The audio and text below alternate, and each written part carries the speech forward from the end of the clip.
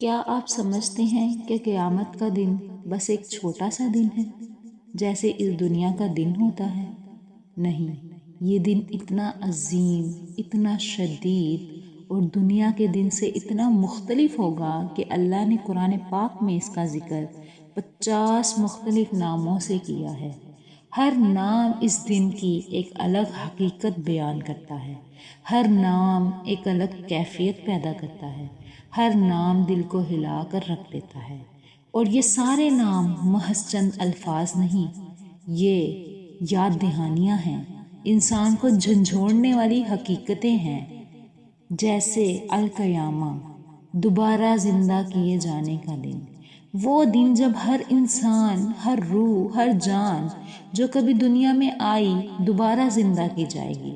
حضرت آدم علیہ السلام سے لے کر آخری انسان تک سب ایک ہی میدان میں کھڑے ہوں گے، نہ کوئی غائب ہوگا، نہ کوئی بھول میں رہ جائے گا۔ میں بھی وہاں ہوں گی، آپ بھی وہاں ہوں گے، ہم سب اکٹھے ایک میدان میں ہوں گے، خاموش، کانپتے ہوئے، فیصلے کے انتظار میں۔